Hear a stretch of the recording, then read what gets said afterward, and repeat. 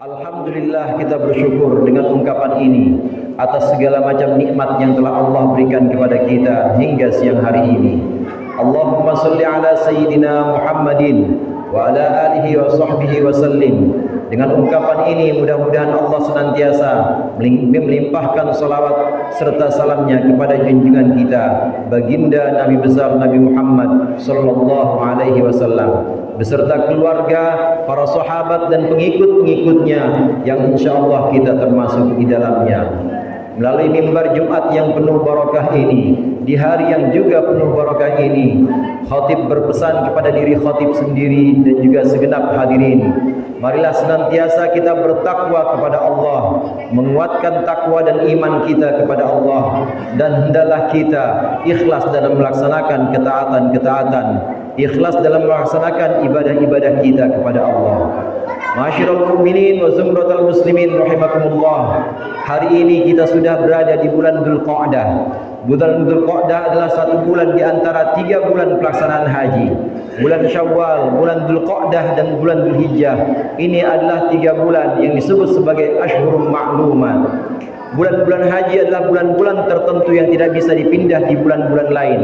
Kalau umrah bisa kita laksanakan di bulan apa saja, tetapi haji hanya bisa dilaksanakan di bulan Syawal mulainya, kemudian di bulan Dzulqa'dah dan akhirnya ada di bulan Dzulhijjah. Allah Subhanahu wa taala menjelaskan dalam surat Al-Baqarah mulai dari ayat 192 sampai ayat 201 bahwasannya pelaksanaan ibadah haji ini hanya dilaksanakan di bulan-bulan tertentu saja. Pelaksanaan ibadah haji juga hanya dilaksanakan di tempat yang sudah Allah tentukan. Dari sini bisa kita pahami bahwasannya ada ibadah-ibadah yang sifatnya khusus, ibadah-ibadah yang waktunya terikat di waktu tertentu, ibadah-ibadah yang juga tempatnya dikhususkan atau ditentukan oleh Allah. Berbeda dengan ibadah pada umumnya.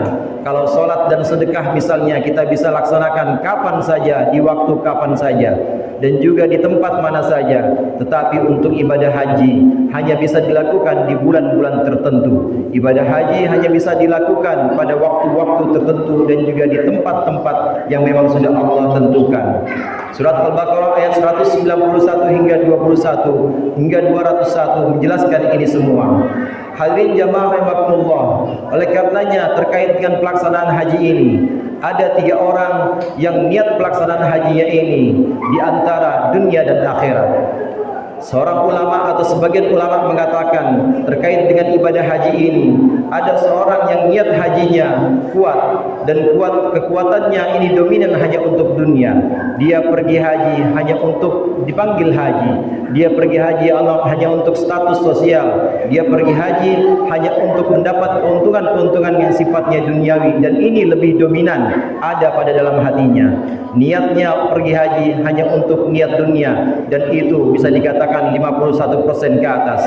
Maka haji yang semacam ini, kewajiban haji atasnya gugur. Ini sudah bisa menggugurkan ibadah haji, namun tidak ada pahala untuk haji yang pertama ini. Kemudian yang kedua, ada jenis orang yang niat hajinya antara dunia dan akhirat ini seimbang. Dia berniat untuk pergi haji, dia ingin mengharapkan ridho Allah, dan juga selain itu dia juga mengharapkan selain Allah keuntungan-keuntungan dunia. Maka untuk haji yang semacam ini gugur juga kewajiban haji untuknya, namun tidak bisa dicela dan juga tidak bisa dipuji. Apabila niat antara dunia dan akhirat ketika dia pergi haji itu seimbang, maka tidak boleh dicela dan juga tidak mendapat pujian untuk jenis yang kedua ini. Kemudian jenis yang ketiga, ada orang yang haji yang niat kuatnya hanya untuk akhirat saja. Dia melaksanakan ibadah haji hanya karena Allah dan untuk mengharap ridho Allah serta mengharap pahala akhirat saja. Maka jenis yang ketiga ini adalah jenis yang paling baik, di mana seseorang ketika dia berniat melaksanakan ibadah haji, tujuannya hanya untuk akhirat saja, tidak untuk tujuan dunia, bukan untuk mendapat gelar sosial, bukan untuk keuntungan komersil dengan memperdagangkan visa dan lain sebagainya. Maka untuk tujuan ini, orang ini hanya mengharapkan akhirat maka dia mendapat dua. Dia mendapat kebaikan dunia dan juga kebaikan akhirat. Oleh karenanya saudara, pada akhir ayat 201 yang merupakan rangkaian-rangkaian ayat yang menjelaskan tentang haji di surat Al-Baqarah, Allah Subhanahu wa taala menggambarkan dua macam orang. Yang pertama, wa faminhum may yaqulu rabbana atina fid dunya wa ma lahu min akhirati fil akhirati min khalaq. Ada sebagian orang yang haji, atau ada sebagian umumnya manusia yang ketika berdoa kepada Allah, ya Allah, berikanlah kepadaku di dunia apapun itu, dan sedangkan dia nanti di akhirat tidak mendapat apa-apa. Saudara sekalian, permintaan di sini yang dimohonkan oleh orang jenis yang pertama ini adalah permohonan untuk dunia saja, dan tidak disebutkan kebaikan di dunia. Rabbana atina fid dunya, hanya itu saja. Wa ma famalahu min akhirah famalahu fil akhirati min khalaq. Maka karena dia hanya mengharapkan dunia, dia tidak mendapat bagian apa-apa di akhirat. Inilah doa orang-orang musyrik, inilah doa orang-orang kafir yang ketika pelaksanaan haji, ketika haji belum disyariatkan dalam Islam, orang-orang kafir dan orang-orang musyrik pun berkunjung ke Makkah, berkunjung ke Ka'bah dan melaksanakan ritual-ritual haji.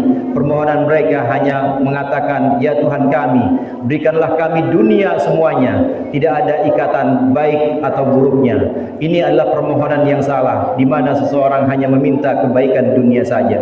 Kemudian Allah mengajarkan, wa minhum may yaqulu rabbana atina fid dunya hasanah wa fil akhirati hasanah wa qina adzabannar. Di surat Al-Baqarah ayat 201 yang merupakan rangkaian pelaksanaan haji, memang disunnahkan memperbanyak doa kepada Allah, terutama doa ini, doa untuk mengharap kebaikan dunia maupun kebaikan akhirat. Doa yang kadangkala disebut sebagai doa sapu jagat, karena jagat dunia maupun jagat akhirat ini kita mohonkan kepada Allah supaya kita mendapatkan kebaikan, baik kebaikan dunia maupun kebaikan akhirat. Masyiral mu'minin wa zumratul muslimin rahimakumullah, doa kebaikan dunia dan dunia akhirat ini seringkali kita baca, Rabbana atina fid dunya hasanah, wahai Tuhan kami, berikanlah kepada kami kebaikan di dunia. Apa itu kebaikan di dunia?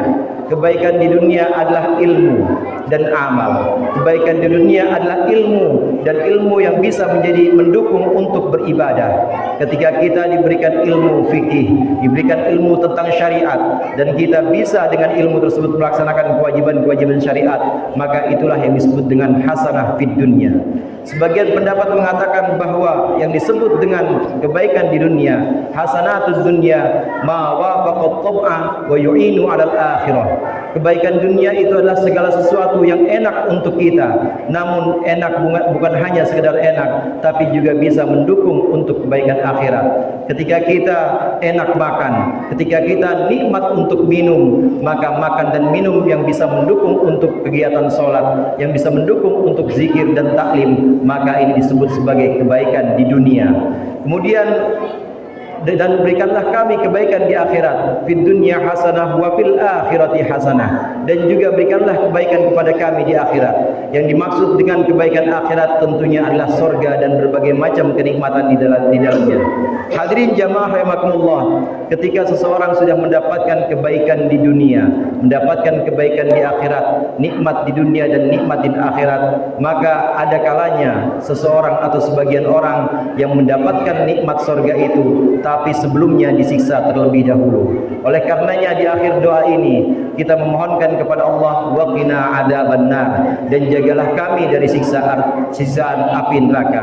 Ini artinya Allah akan memberikan kepada kita kebaikan di dunia, tapi tanpa didahului oleh penderitaan-penderitaan.